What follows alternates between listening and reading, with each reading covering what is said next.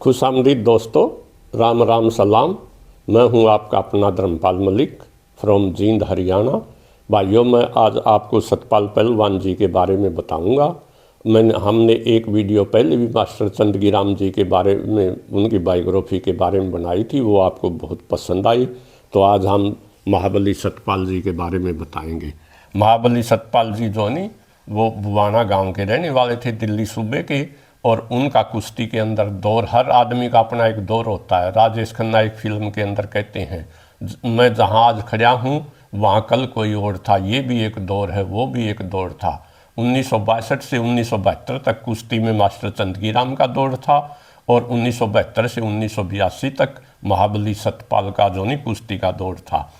तो महाबली सतपाल को महाबली क्यों कहा जाता है? जैसे नेताजी, शुभ नेता तो बहुत हुए हैं भारत के अंदर, लीडर महात्मा गांधी जैसे जिन्हें बापू कहा जाता है, नेहरू जैसे चाचा कहा जाता है, और ताऊ देवीलाल चौधरी देवीलाल जैसे जिनके पास ताऊ की उपाधि है। ठीक इसी तरह से पहलवान तो इंडिया में अनेक हुए, मास्टर चंदगीराम, गामा पहलवान, राम मूर्ति, दूसरे बहुत से पहलवान। लेकिन महाबली का किताब श्री सतपाल के पास है। आज हम आपको उन्हीं सतपाल जी के बारे में बताएंगे। वो बुवाना गांव के रहने वाले थे। ये बुवाना, पहले हम बुवाना गांव के बारे में थोड़ा बताएंगे, फिर भारत में कुश्ती कैसे शुरू हुई उसके बारे में, और फिर जोनी सतपाल जी की बायोग्राफी आपको बताएंगे। तो ये बुवाना गांव जोनी आजकल दिल्ली सूबे का गांव है। ये हरियाणा और दिल्ली के बॉर्डर पर है। जब तक दिल्ली भारत की राजधानी नहीं बनी 1911 तक ये हरियाणा का ही एक गांव था और सोनीपत तहसील में था। ये बहुत पुराना गांव है। 1168 के अंदर बुवाना बसा था और हमेशा इस गांव के पास चौधर रही है। बुवाना नाम भी कैसे आया? कुछ लोग कहते हैं 52,000 बीघे ज़मीन थी इसके पास, इसीलिए इसका गांव बुवाना पड़ गया। कुछ कहते हैं 52 गाँव की चौधर थी इसके पास, इसलिए इसका गांव बुवाना पड़ा। और वो ये 52 गाँव कौन से थे? जिसके अंदर 17 गाँव जो नहीं वो नरेला तपे के हैं, 17 गांव ककराला के, 6 गांव पालम तपे के और 12 गांव बुवाना तपे के हैं। तो ये बुवाना की तारीख के बारे में जो नहीं, एक हमारा इंडिया का बहुत बड़ा इतिहासकार है, वह JN सरकार, यदुनाथ सरकार। उसने किताब लिखी the fall of Mughal empire. वह मुगलों का राज्य जो नहीं वो कैसे ख़त्म हुआ, कैसे गिरा, इसके अंदर भी बुवाना गांव का बहुत बड़ा रोल था। तो उसके अंदर वो जिक्र करते हैं, बुवाना गांव का बार बार जिक्र करते हैं। और कर्नल योगेंद्र सिंह ने एक किताब लिखी है, ये द हालवाए शमशीर। इसके अंदर जो नहीं 60 नंबर पेज के ऊपर और 60 नंबर 84 के ऊपर ये जो नहीं 1754 पीजेंट रिवोल्ट ऑफ नरेला के आसपास के किसानों ने जो विद्रोह किया था 1754 के अंदर। और जो नहीं वो मराठे लोग यहाँ मुग़लों की मदद के लिए आए हुए थे, और मुग़लों का जो नजीबुद्दौला मुग़लों का मंत्री था, उसकी ऑर्डर से वो जो नहीं दिल्ली के आसपास के गांव के अंदर टैक्स इकट्ठा कर रहे थे। जब उन्होंने जो नहीं लकड़ियों की कमी हो गई तो गांव के बाहर जो कच्चे घर थे उनकी छतों को पाड़ना शुरू कर दिया। एक दिन एक घटना घटी, जलालपुर गांव है ये, दैया जो गोद के जाटों का गांव है, वहाँ की कुछ औरतें खेतों से लकड़ियाँ लेके आ रही थी। मराठा सैनिकों ने उनकी लकड़ियाँ छीन ली। फिर क्या था, जाटों ने देखते ही देखते जाट इकट्ठे हो गए, जिसके अंदर मुख्य गांव थे जलालपुर, दैया, नरेला और नारा नारी और बुवाना। लीडरशिप बुवाना के हाथ में थी इस गाँव की, क्योंकि जो उन्होंने देखते ही देख ले मराठा सैनिकों को बुरी तरह से छेद दिया और भगा दिया। अपनी किताब the fall of Mughal empire volume 2 के अंदर इस घटना का बिल्कुल जिक्र है। और वो लिखते हैं कि गांव नारा नारी जलालपुर और जो बुवाना गांव का इस लड़ाई के अंदर नुकसान भी बहुत हुआ था, लेकिन उन्होंने मराठों को पीट कर भगा दिया था। इसी तरह की एक घटना 1767 के अंदर हुई। इसका जो नहीं colonel Yogendra Singh page number 84 के ऊपर अपनी किताब के अंदर ये जिक्र करते हैं। इसके अंदर ये साफ लिखा हुआ है 1767 पीजेंट रिवोल्ट ऑफ सोनीपत। इसके अंदर इस सोनीपत के आसपास के गांव थे के किसान थे, और उनकी लीडरशिप जो नहीं वो बुवाना के गांव के पास थी, क्योंकि ये इसके अंदर JN सरकार जो नहीं अपनी किताब volume 2 the fall of Mughal empire में बिल्कुल साफ शब्दों में लिखते हैं, their leaders belongs to a body of village बुवाना। उनके नेता बुवाना गांव के चौधरी थे। और कोई एक चौधरी नहीं था, क्योंकि बुआना गांव की ये जाट जोनी एक ऐसी कास्ट है जो किसी को कोई चौधरी नहीं मानती। चचनामा नामक एक किताब लिखी गई थी 708 और 714 के बीच में सिंध के जाटों के बारे में। वो लिखते हैं ये जाट एक ऐसा कबीला है जो किसी को कोई इसमें न कोई छोटा है न कोई बड़ा है, सब बराबर होते हैं। हमारी कल्चर वो है, अगर छोटा भाई डीसी बन जाए और बड़ा भाई चपड़ासी है तो ओका डीसी भरेगा न कि चपड़ासी। शराना जो नहीं वो डीसी को मिलेगा, उसको शराना चपड़ासी को मिलेगा नहीं कि डीसी को। डीसी को मुड्ढा मिल सकता, कुर्सी मिल सकती है, खाट का शराना नहीं मिलेगा और नहीं ही बैठेगा। तो हमारी सभ्यता ये, हम सब बराबर थे, इसलिए हम बराबर जो नहीं वो लड़ाई इकट्ठे होकर लड़ते थे। और जो नहीं 1767 के अंदर फिर जो नहीं दोबारा टैक्स बढ़ा दिया, क्योंकि अहमद शाह अब्दाली ने मुग़ल बादशाह को बुरी तरह से लूट लिया था। उसने खजाने को, खाली खजाने को भरने के लिए ज़मीन का मालिया बढ़ा दिया, 20% से 50% कर दिया। लेकिन किसानों ने, दिल्ली के आसपास के किसानों ने विद्रोह कर दिया और मुग़लों की नाक यहाँ तक बंद करती थी। एक कहावत है कि शाह आलम दिल्ली से पालम, कि शाह आलम की चौधर, मुग़ल बादशाह शाह आलम की चौधर केवल लाल किले से पालम हवाई अड्डे तक रहेगी, पालम गांव तक रहेगी थी, बाहर नहीं आता था, डरता। तो इसी बुआना गांव के अंदर फिर हमने 1857 के अंदर बुआना के लोगों ने फिर क्रांति की, उसके अंदर भाग लिया। 1860 में इनको काबू करने के लिए एक यहाँ किला भी बनाया गया। मेरा कहने का मतलब ये एक ऐतिहासिक गांव है। और इसी तरह का ऐतिहासिक गांव हिस्ट्री जो नहीं, बुआना गांव की एक हिस्ट्री है। और कुश्ती के अंदर इसी प्रकार की हिस्ट्री महाबली सतपाल ने जो नहीं वो रच दी है। अब हम आते हैं ये कुश्ती। कुश्ती भी एक बहुत पुराना खेल है और इतिहासकार लिखते हैं इसकी जो नहीं शुरुआत भारत के अंदर से ही हुई है। और हमारा इंडिया पहले इसे सप्त सिंधु कहते थे, 7 दरियाओं का देश। आर्य लोग आए तो इसे आर्यवर्त कहने लगे। लेकिन इस आर्यवर्त का हर्ट पेशावर से आगरा तक है। और जो ये चौधरियों का इलाका है, पंजाब के अंदर भी चौधरियों की चौधर थी और ये Chaudhary is also a title. तो कब शुरुआत भारत से कुश्ती की शुरुआत मानी जाती है? पहले ओलंपिक गेम 708 ईस्वी पूर्व, यानी 2700 साल पहले जो नहीं ग्रीस के अंदर यूनान में ओलंपिया में शुरू हुए थे, वो उनके अंदर भी कुश्ती एक गेम था। भारत के अंदर इसे मल्ल युद्ध कहा जाता था। रामायण के समय भी कुश्ती थी और महाभारत के समय भी कुश्ती थी। जो नहीं जरासंध और भीम की कुश्ती जो नहीं इसका उदाहरण है। तो और हरियाणा में पहलवान को आज भी बूढ़े लोग आपको माल कहते मिल जाएंगे। फिर 1894 में दोबारा ओलंपिक शुरू हुए तो उनके अंदर केवल 9 गेम शामिल थे, जिनमें से एक कुश्ती थी। तो ये कुश्ती हमारे परंपरागत खेल है। और इसी कुश्ती के अंदर महाबली सतपाल ने जो है वो महाबली का खिताब जीता है। और 1972 से 82 तक हिंदुस्तान का कोई भी कुश्ती का ऐसा खिताब नहीं था जो सतपाल ने ना जीता हो। अब हम तो सतपाल के बारे में ही आपको बताते हैं। सतपाल जोनी, जब उनका जन्म गांव बुआना के अंदर 10 अगस्त 1900 उनका जोनी जन्म 1956 के अंदर गांव बुआना के अंदर हुआ। उनकी माताजी का नाम पनवेश्वरी देवी था और पिताजी का नाम हुक्म सिंह था। वो भी गुरु हनुमान के शिष्य थे और उन्होंने अपने बेटे को भी गुरु हनुमान के चरणों में सौंप दिया। उनकी माताजी भी बहुत बड़ी समझदार थी। उनका जन्म 10 फरवरी 1956 को बुआना गांव में हुआ। और जो है नी जब वो स्कूल में जाने लगे तो एक दिन बच्चों ने उनकी पिटाई कर दी। और सतपाल ने अपने पिताजी को बताया कि मेरी पिटाई कर दी गई है। उसने कहा मैं पीटूंगा उन बच्चों को। लेकिन माता पनवेश्वरी जी बहुत समझदार औरत थी। उसने कहा ये बुआना इतना बड़ा गांव है, तू किस किस को पीटेगा? तो इससे अच्छा ये है तू इसको कल से अखाड़े में ले जाना शुरू कर दे और मैं इसको खुराक दूंगी। और ये अपने आप ही ऐसा ताकतवर बना, इसको ऐसा बली बना कोई इसकी तरफ देखे भी ना। हुक्म सिंह को बात समझ में आ गई और उन्होंने सतपाल को अखाड़े में ले जाना शुरू कर दिया जब उनकी उम्र 6-7 साल थी। और उसके बाद उन्होंने सतपाल ने जो नहीं पीछे मुड़कर नहीं देखा। 18 मई 1968 को उन्होंने, जब उनकी उम्र 12 साल की थी, तो उन्हें गुरु हनुमान के अखाड़े में जो रोशन बाग बिरला मिल दिल्ली के अंदर है वहाँ छोड़ दिया।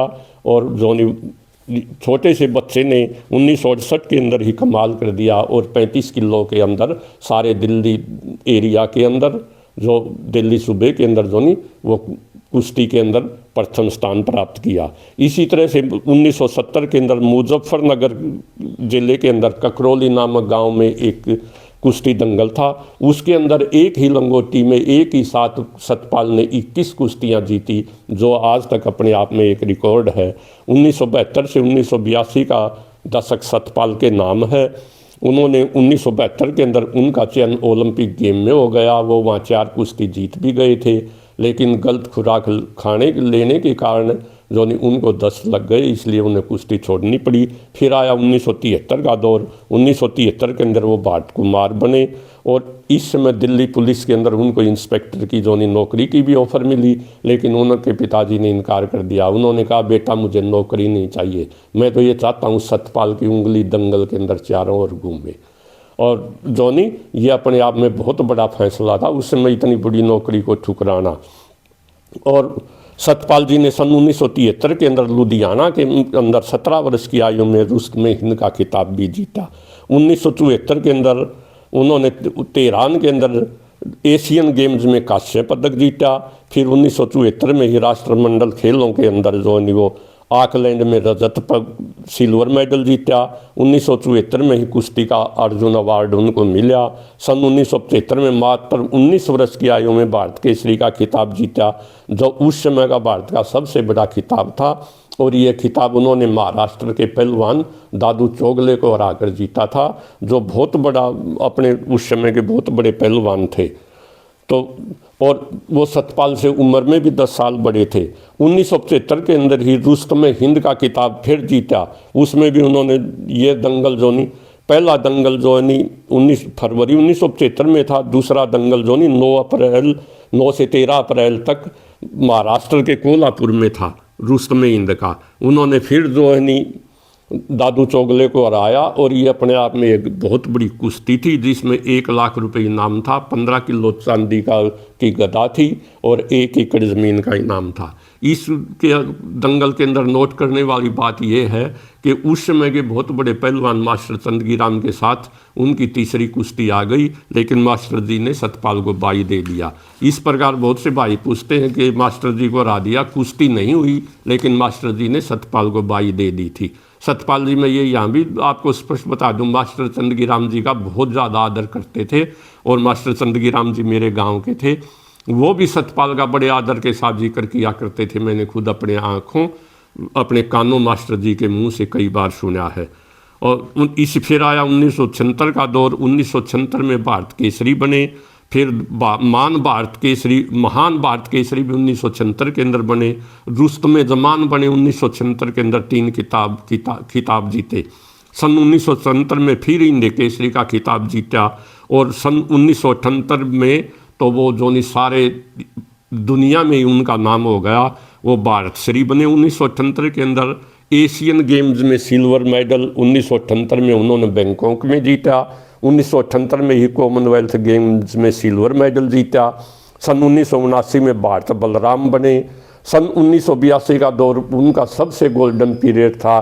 गोल्ड मेडल एशियन गेम्स में 1982 के अंदर उन्होंने जो दिल्ली में हुए थे गोल्ड मेडल जीता। 1982 में ही कॉमनवेल्थ गेम्स में सिल्वर मेडल जीता। एशियन गेम्स के गोल्ड मेडल ने जो नहीं सतपाल को भी गोल्डन सोने का ही बना दिया और उनको सन 1983 के अंदर स्वयं उस समय की प्रधानमंत्री श्रीमती इंदिरा गांधी ने महाबली का खिताब दिया था। 1983 के अंदर भी उनको पद्मश्री का अवार्ड भी मिला, जो उनको दिनांक 2 अप्रैल 1983 को सतपाल को पद्मश्री से नवाजा गया। इस समय जो नहीं पंडित जगन्नाथ जो नहीं हरियाणा के एक बहुत बड़े कवि हुए हैं, जिनको मॉडर्न लक्ष्मीचंद या छोटा लक्ष्मीचंद भी कहा जाता है हमारे हरियाणा में। एक बार सतपाल जी जो नहीं वो जब वो बच्चे ही थे तो किंग कांग कुश्ती देखते हुए हाल में पकड़े गए और उनकी पिटाई उनके गुरु हनुमान जी ने पकड़ लिया और पिटाई की। इससे गुरु जी को भी बहुत दुख हुआ और गुरुजी ने रुआसी आवाज़ के अंदर कहा कि बेटा सतपाल किंग को क्या देखता है, इतनी मेहनत करके लोग ही तेरे को देखने आए। उसके पिताजी ने भी हुक्म सिंह ने भी कहा बेटा मैं एक गरीब किसान हूँ और अपने बच्चों के मुंह से निवाला निकाल के तेरे को खिला रहा हूँ, बाकी तेरी मर्जी। तो ये बड़े प्रेरणा स्रोत शब्द ये सिद्ध, बड़ी गहरी जोनी चोट लगी सतपाल को, और उन्होंने उसी दिन धार लिया भी एक दिन पिताजी की और गुरुजी की आशाओं पर खरा उतरना, और वो खरे उतरे। ये हमारे हरियाणा के अंदर एक कहावत है कि कोई ऐसा काम करोगे जोगी गाएं। आज सतपाल को जोगी गाते हैं, और उसका स्पष्ट प्रमाण ये है, ये किताब है रामफल चैल ने लिखी है, पंडित जगन्नाथ शमचाना। पंडित जगन्नाथ शमचाना ने उनके ऊपर एक किस्सा बनाया है, महाबली सतपाल, और ये इस किताब के अंदर पेज नंबर 584 से 602 तक है। तो महाबली जब उनको पद्मश्री का अवार्ड मिला तो पंडित जगन्नाथ की इस समय की एक रागनी है। 2 अप्रैल 83 को एक समारोह रचाया था, राष्ट्रपति भवन में दरबार हाल सजाया था, स्वर्ण पदक विजेताओं को आदर सहित बुलाया था, पद्मश्री से सम्मानित कर सतपाल का मान बढ़ाया था। तो इस तरह से सतपाल को आज जोगी गाते हैं, उनके ऊपर किस्से और कहानियां हैं। इसी तरह से सन 83 के अंदर जब उनको महाबली का खिताब मिला तो पंडित जगन्नाथ जी ने फिर एक वचन बनाया था। उन्होंने कहा था भारत गांव में बसता और गांव पहलवानों की खान है। पंडित जगन्नाथ जी कहते हैं, है गरवा में पैदा हुए लाल गांव की मिट्टी से, बड़े बड़े योद्धा पराक्रमी बने महाल गांव की मिट्टी से, भारत का महाबली कहलाया सतपाल गांव की मिट्टी से। तो सतपाल की जड़ें या हम सब किसानों के बेटों की जड़ें जो नहीं वो गांव में हैं, गांव के जो नहीं वो पहलवानों की खान है। तो महाबली का किताब उनको 1983 में मिला, और ये श्रीमती इंदिरा गांधी जी ने दिया था।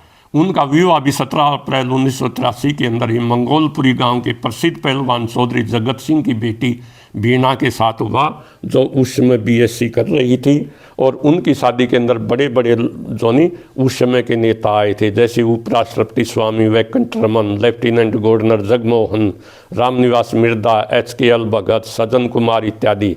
शादी के बाद इंदिरा जी ने भी अपने निवास स्थान पर बुलाकर नव दंपति को आशीर्वाद दिया था। सतपाल जी के 2 बच्चे हैं, एक बेटी है सावी और एक बेटा है जो पहलवानी ही करता है। और सतपाल जी ने अपनी बेटी की शादी सन 2012 में अपने शिष्य सुशील कुमार, जो ओलंपिक पहलवान रहे हैं, मेडलिस्ट रहे हैं, उनके साथ कर दी। कुश्तियाँ सतपाल जी ने अपने जीवन में 16 बार हैवीवेट चैंपियन और 18 बार नेशनल चैंपियन रहे। उन्होंने कुश्ती अपने कुश्ती काल में जो उनका दौर था लगभग 3000 कुश्तियाँ जीती, और जोनी धोबी और हाथी चिंगाड़ और बकरा पछाड़ उनके फेवरेट दाव थे। वो भारत के पहले जो नहीं वो 9 शेरवा पहलवान भी बने। ये जामा मस्जिद के इलाके के अंदर उसको 9 शेरवा का खिताब दिया जाता था, जो 9 कुश्ती लगातार जीते, और वो पहले 9 शेरवा पहलवान बने भारत के। उनकी पर्सनैलिटी 6 फुट उनकी हाइट है, रंग जोनी गेंवा है, और वो बड़े ही मधुर भाषी हैं, और बड़ी चार्मिंग पर्सनैलिटी है उनकी, और प्योर शाकाहारी हैं। उन्होंने प्योर बिल्कुल शाकाहारी हैं, और अपने बच्चों को भी शाकाहारी जो नहीं वो अपने शिष्यों को भी शाकाहारी बनने की सलाह देते हैं। वो 8 से 10 किलोमीटर रोज़ दौड़ते थे, और जनी 3000 के लगे बैठकें लगाते थे, रस्सा चढ़ाते थे, और अखाड़े में कुश्ती का तो कोई अंदाज़ा ही नहीं। जब तक सारे पहलवान नहीं थक जाते वो प्रैक्टिस करवाते रहते थे। तो इस प्रकार से वो जो नहीं रोज़ाना दूध, घी और फ्रूट 3 किलो लगभग फ्रूट खाते थे, और बादाम, यही उनकी डाइट थी। उन्होंने फिल्मों के अंदर भी काम किया। 1985 के अंदर हरियाणवी फिल्म प्रेमी रामफल में काम किया। फिर इसी प्रकार हिंदी फिल्म एक म्यान 2 तलवार के अंदर काम किया, लेकिन ये उनको काम पसंद नहीं था। इसी तरह लिए वो अपने शिष्यों को और समाज के हर नागरिक को ये शिक्षा देते हैं कि आदमी को वो काम करना चाहिए जिसमें उसकी रुचि हो, और अपने बच्चों को भी उनकी रुचि के अनुसार डालना चाहिए। उन पर कभी भी दबाव नहीं बनाना चाहिए। हार शब्द से उन्हें सख्त नफरत है। 1983 के अंदर उनको राज्यसभा के लिए भी नॉमिनेट किया गया, लेकिन उन्होंने इनकार कर दिया। उन्होंने कहा मुझे तो कोई ऐसा काम दो जिससे मैं अपने समाज की, अपने देश की कुश्ती में सेवा कर सकूं, यही मेरा फील्ड है। तो उनको डिप्टी डायरेक्टर लगा दिया गया एजुकेशन डिपार्टमेंट में। और खेल विभाग में 1988 में उन्होंने छत्रपाल स्टेडियम में अपनी एक व्यायामशाला खोल ली, अखाड़ा खोल लिया, और जो वहाँ पर पहलवानों को कोचिंग देते हैं। और उन्होंने इसी अखाड़े से अनेक पहलवान पैदा किए हैं, जैसे सतपाल पहलवान का शिष्य जो नहीं वो रवि कुमार दहिया, जिसने 2020 में ओलंपिक में सिल्वर मेडल जीता। सुशील कुमार उनका शिष्य है, जिसने 2 बार कुश्ती में ओलंपिक मेडल जीता है। योगेश्वर दत्त और बजरंग पुनिया ने भी उनसे कुश्ती में की ट्रेनिंग ली है। अमित कुमार दहिया जो कॉमनवेल्थ गेम्स में चैंपियन बना, वो भी उनका शिष्य है। उनके 52 शिष्य जो नहीं वो इंटरनेशनल पहलवान हैं, और लगभग 300 पहलवानों को रोज़ जो नहीं वो कोचिंग देते हैं। उनकी जाति जाट है और गोत्र सहरावत है। 2009 के अंदर उनको द्रोणाचार्य अवार्ड भी मिला, ताकि क्योंकि उन्होंने जो नहीं अनेक शिष्यों को द्रोणाचार्य की तरह से कुश्ती में एक्सपर्ट बनाया है। किसी शायर ने कहा है कि ना मुकम्मल कहानी मुकम्मल हुई, ना तमाम फसाना तमाम हुआ। जो नहीं कहते हैं ज़रूरतें तो फ़कीरों की भी पूरी हो जाती हैं, लेकिन किन चाहतें बादशाहों की भी पूरी नहीं होती। इसी तरह सतपाल की भी एक चाहत थी कि वो गोल्ड मेडल ले आएँ ओलंपिक के अंदर, वो नहीं ले सके। उनके शिष्य जो ने सिल्वर मेडल, ब्रॉन्ज मेडल ये तो ओलंपिक गेम्स में ले आए, लेकिन ये तमन्ना अब भी बाकी है कि उनका कोई शिष्य गोल्ड मेडल ले आए। तो हमारी भगवान से यही प्रार्थना है कि भगवान उनको लंबी उम्र दे और उनका कोई शिष्य ओलंपिक में कुश्ती में गोल्ड मेडल ज़रूर ले आए। और जोनी यही जोनी हमारी इच्छा है कि लॉन्ग लिव सतपाल, और वो इसी तरह से देश की और समाज की सेवा करते रहें। तो ये थी भाइयों मोटी मोटी बातें सतपाल पहलवान के बारे में। अगर आपको पसंद आए तो वीडियो को शेयर करना और लाइक करना, और उसके तो चैनल को सब्सक्राइब भी कर देना। जय हरियाणा, जय Haryanvi. Thank you very much.